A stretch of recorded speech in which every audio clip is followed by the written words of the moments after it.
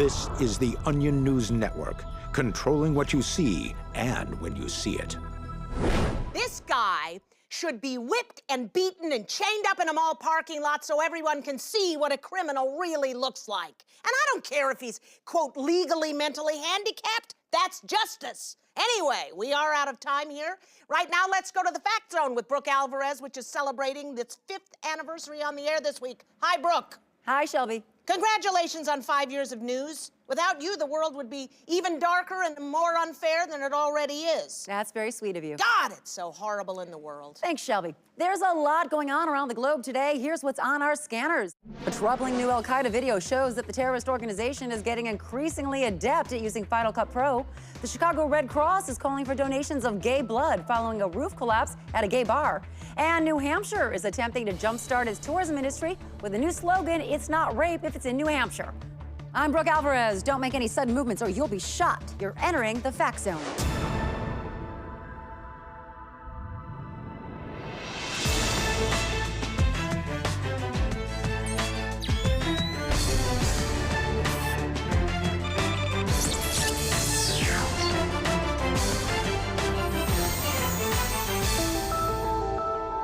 We're celebrating our 5th anniversary this week, and we couldn't have done it without all of you at home on your couches, sitting in silence, absorbing every word I say, navigating your lives around the information I feed you. I'd say thank you, but really, you're the ones who should be thanking me. Now, let's get on to our top story. Residents of Granton, Kansas are breathing a sigh of relief after a heroic student stopped a potential school shooting this afternoon.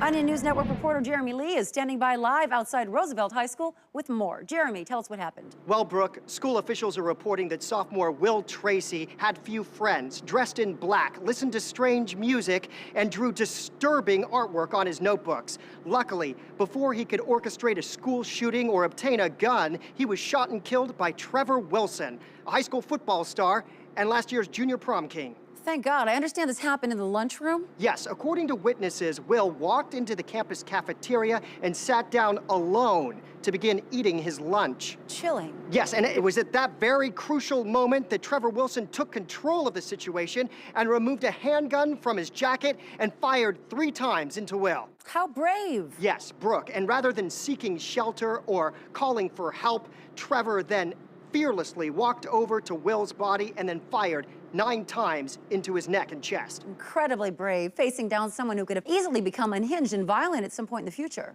Yes. Now we have a camera phone video of the harrowing incident taken by a student. Let's go ahead and take a look at that. Oh my God, someone's shooting! Wait, that's Trevor! Oh my God, Trevor Wilson? Oh my God, he's so cute holding that gun. Trevor, wait! Trevor, come back! Thank goodness someone like Trevor was on hand to subdue Will. It sounds like Will was a real outcast. Yes, Will had reportedly been posting on an internet message board about quote-unquote stopping some of his classmates. In other words, he was a ticking time bomb. That's right. Trevor made this statement to the press earlier today. I was just thinking, don't stop. Punish this freak. Punish him more and show everyone your true power. Brooke, we're getting word that Trevor has actually taken out 4 more potential shooters, including 2 band members and the fattest kid in school. Oh my God, amazing. Just incredible. It's good to see young people out there following through with something. All right, now let's head over to Tucker Hope at the Recon Wall. Hello, Tucker. Hi, we've had a great time walking down memory lane this week, haven't we, Brooke? Oh, we absolutely have. You know, it's always a treat looking back at the various Tucker Hopes we've had here at the Fact Zone. Well, I had some pretty big shoes to fill after the previous Tucker Hope. Yeah, well, out of the 7 Tucker Hopes we've had, you rank somewhere near the top. Well, every day that I get to be here is an honor, and I just hope that there are many more days of being Tucker Hope ahead of me. We'll see. All right, well, Octomom Kate Gosselin and Michelle Duggar had better step aside because a new mother of multiples is stealing the spotlight. Zorla Gorgalon was living an extremely private life in Tularosa, New Mexico, until last Saturday, when she gave birth to 352 babies. Unlike most of her counterparts, apparently Zorla wasn't taking any fertility drugs. She told hospital staff she was, quote, just a regular human woman who got lucky. Also, unlike other multi-moms, Zorla seems to be shunning the spotlight. This morning, as the Gorgalon clan left the hospital and headed back home, Zorla refused to speak to reporters.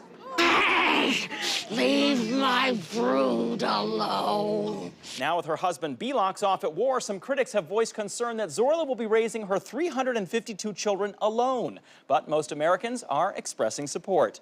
I love her. She's a mom and she's fierce. I saw this clip of her feeding her babies. She ate about 40 pounds of raw silica and then she regurgitated into the babies' mouths. I heard that her babies aren't big criers, you know? That's amazing, like they hum in unison. This is one family we'll be excited to watch in the months to come. Now, before we move on, Brooke, in honor of your 5 years of grace and poise at the helm of the Fact Zone, I've put together this modest tribute. She's been called the most powerful woman in news, as strong as a lioness, as beautiful as a dream. For those fortunate Tucker, enough I'm gonna have to cut you off there. Oh, sure. We've got a breaking news blast coming in now. We're going live via telephone with reporter Don Abrams in San Francisco, California, where we're being told that a woman is crying on a train platform in front of dozens of other commuters. We're seeing live security camera footage of the crying woman, and she does look very upset. Don, are you there? Bring us up to date on the situation. Brooke, this was just a normal train station until a few minutes ago, when this woman began loudly crying and making everyone extremely uncomfortable. It started as a muffled, heavy-breathing, relatively easy-to-ignore whimper, but has now developed into full-blown sobbing. Don, it sounds like a very awkward situation there.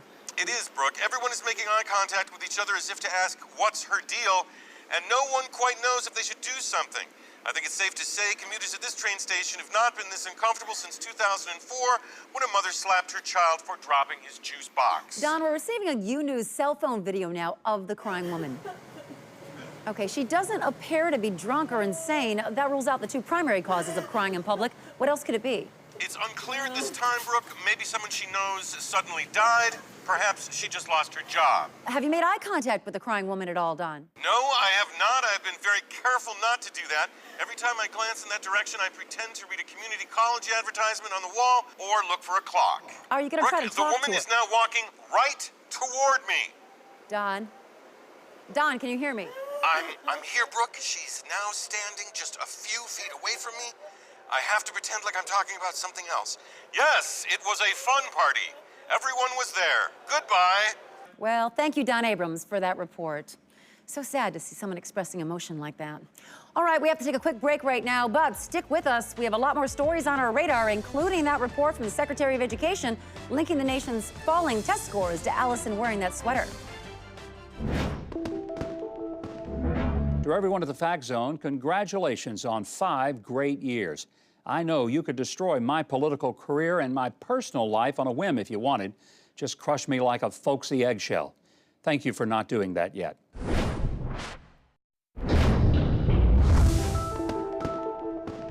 Place your hand on the television for a fingerprint scan. You're back in the Fact Zone on the Onion News Network. I'm Brooke Alvarez. Right now, let's go to Los Angeles, where a female escort contacted major media outlets claiming actor Ben Affleck paid her for sex dozens of times over the past year. That escort, Jasmine James, joins us now in an Onion News Network exclusive interview. Hi. Hi, Jasmine. Tell us, why are you coming forward with this information about Ben Affleck now? Well, last week I saw him on TV with his wife. Jennifer Garner? Oh, yeah. Wait, no, Ben Affleck is the one that's married to Jennifer Garner? Yes. Oh, no, that's not him then. The guy I was talking about, I thought God, I totally thought his name was Ben Affleck. Okay, wait, you didn't sleep with Ben Affleck? No, he looks sort of like him. Oh, what is his name? Okay, but you did engage in sexual acts with some Hollywood A-list actor in exchange for money, correct? Oh, yeah, lots of times. You know, he's like, got brown hair, and he's like really cute, and he's like late 30s, 40s. He always sort of kind of plays the handsome guy. Was that Matt Damon? No, not Matt Damon. What is his name? Okay, viewers, if you think you know whom Jasmine might have slept with, post it on Twitter. It will display it here on screen. Oh, you know what he was in? He was in a movie like about time travel. Okay, we're getting some suggestions here. Terminator, Primer? Oh, I don't think so. Is it John Cusack? No, this guy's more of a guy's guy, you know? He's like longer hair, and he's like really into anal. Okay, was it Ethan Hawke? No. Orlando Bloom? Who is he again? Orlando Bloom, the guy from Lord of the Rings, the elf. No, this guy was like more built. I remember because he kept wanting to choke me, and I kept telling him to ease up a bit, you know? Yeah. Oh, what is his name? B? B? Yeah. Was that the first or the last name, Jasmine? Last? Okay. Gerard Butler? Pierce Brosnan? I mean, I said Orlando Bloom, right? I'm covering all the B's here, Jasmine. Eric Bana.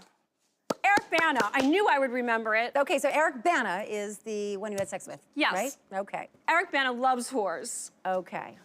Wait, no, that's not right. All right, Miss James, we're done here. Thank you. November marked a historic occasion in American politics following the election of Dave Tillis, the nation's first openly drunk senator. For a look at Tillis's rise to political prominence, Jane Carmichael has our Washington Watch. Many thought that a politician with a publicly inebriated lifestyle would be unelectable. But Dave Tillis has proved them wrong, winning over voters by loudly rambling on about issues they care about. Everybody's got to know that drunks are Americans, and we love America! And we want to make it awesome! Oh my God, let's do this! Let's be a senator! I love you guys! Tillis' total fearlessness and lack of inhibition seemed to speak to voters. This week, those supporters had something to celebrate as Senator Tillis proposed his first piece of legislation, the All Bus Stops Should Have Shelters bill. Every day, thousands of Americans take the bus, and sometimes they can't make it to their home because their eyes are closing, right? Right. But does that mean you deserve to wake up in the snow? Hell no. Let's make a shelter on that bus stop, on all bus stops, for when you're sleepy. Ow! This idea is genius. Tillis said he's thankful for the opportunity to serve the nation. People see me on the street and they're like, that's Dave Tillis, and he's drunk and a great guy. He'll give you the shirt off his back. And he's my senator.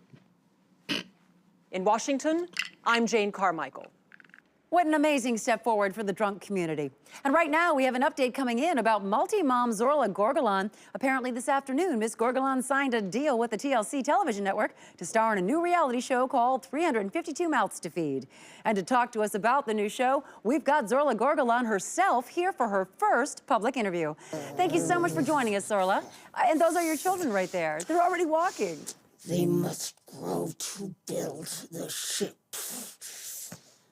Well, they're just beautiful. Our minds are one.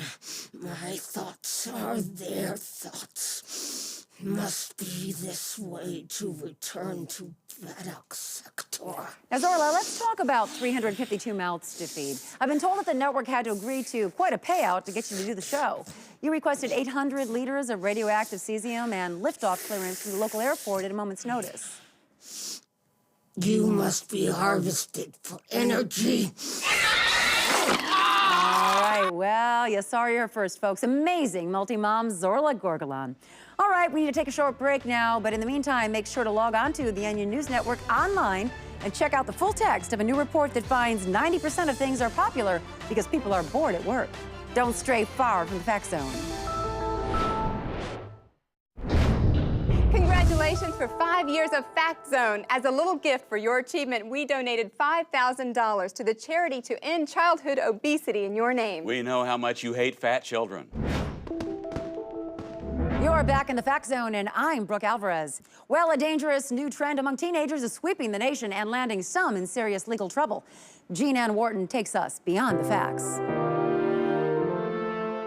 It's called toping, short for isotoping, illegally enriching uranium. A new report says 1 in 5 teens is doing it, and that has many parents worried. The sleepy town of Woodview, New Jersey was rocked last week when 6 teens were arrested for conspiring to sell enriched uranium to foreign nationals for the purpose of making a nuclear weapon. Guys come in saying, oh, I made 24 kilograms of uranium, oh, I made 82 kilograms of uranium, and it's like a big competition. The school was tipped off when football coach Ron Shipley saw some paraphernalia in the locker room. I mean, at first, I thought maybe he was just, you know, separating some U-238 isotopes to develop a nuclear energy program or something, but you can't be too careful nowadays, you know? Were you shocked when you found out? Well, you know, You never think it's your kid who's going to go sell enriched uranium to a rogue nation. When Tim Drucker's parents searched his bedroom, they found a tunnel to a 74-acre underground centrifuge in the backyard. We didn't want to be the kind of parents who went snooping in his room, reading his communiques with arms dealers, anything like that. And then there's the Facebook factor. Many students have gotten in trouble when photos of so-called toping parties have wound up online.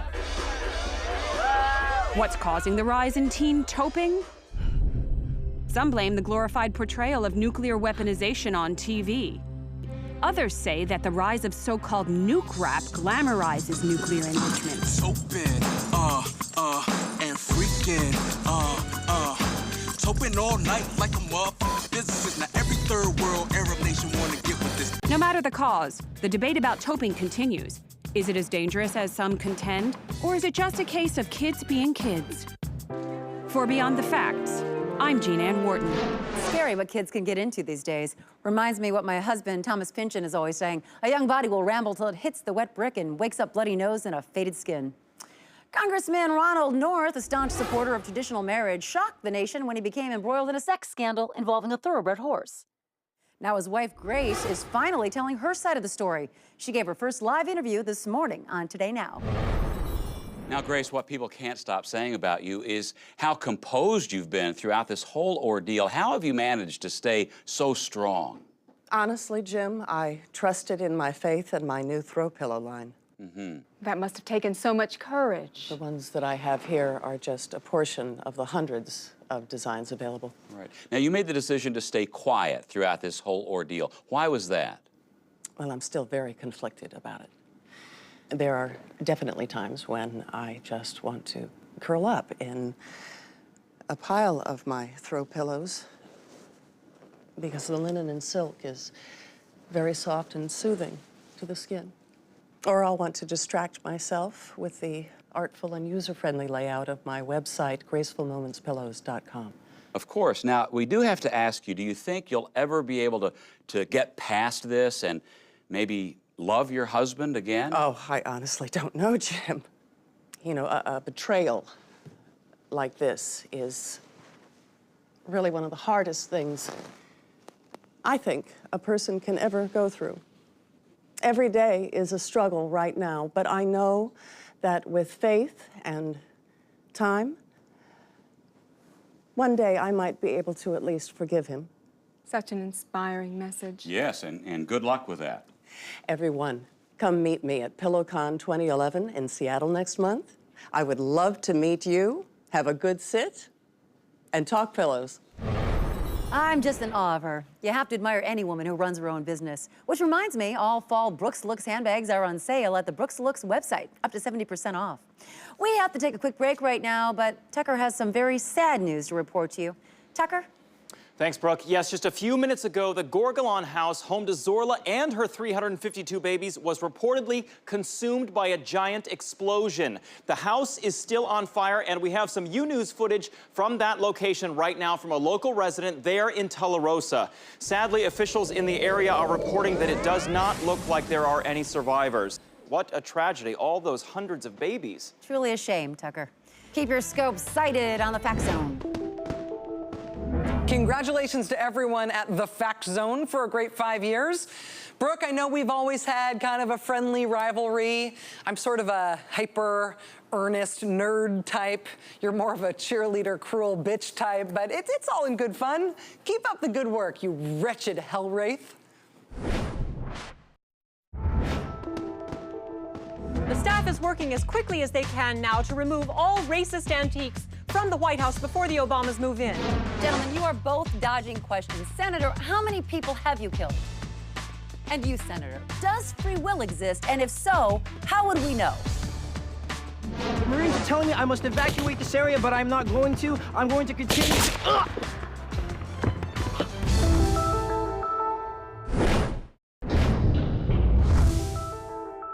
We have some very urgent breaking news coming into the Fact Zone right now. The nation has descended into chaos after just moments ago it was discovered that the United States Constitution expired in 1987. The discovery was apparently made when an employee at the National Archives was cleaning the Constitution's hermetically sealed case and noticed an expiration date printed on the bottom right-hand corner of the document. Right now, the White House is attempting to quell the nationwide panic that's erupted. We urge everyone to please remain calm while we try to create a new framework for the organization of the United States government. I will take your questions now, but be advised if I don't like your question, I may kill you with this gun, as there are no laws anymore, okay? All right, we're getting reports now that rioting has broken out throughout the nation as millions of Americans have suddenly realized that they are no longer beholden to any authority. Let's go live to John Harris in New York City. John, tell us, what is the scene like out there? Pandemonium, Brooke.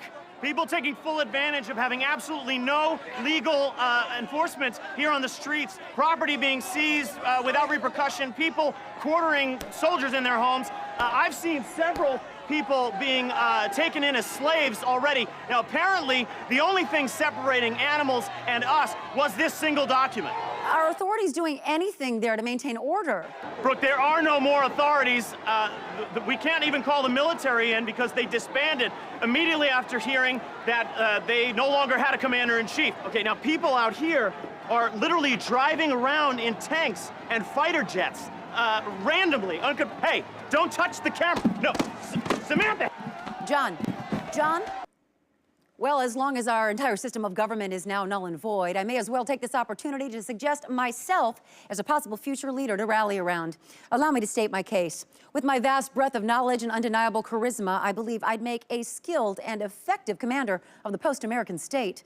Say goodbye to the cowardice and indecision of the past. With Brooke Alvarez in charge, hunger, fear, and weakness would be but a distant memory. Those who would like to join me, meet me here at the studio, and we shall begin the task of creating a mighty new empire from the ashes of the old. The future is now, viewers. I'm your best option. Until then, thanks for watching The Fact Zone. Tread carefully out there.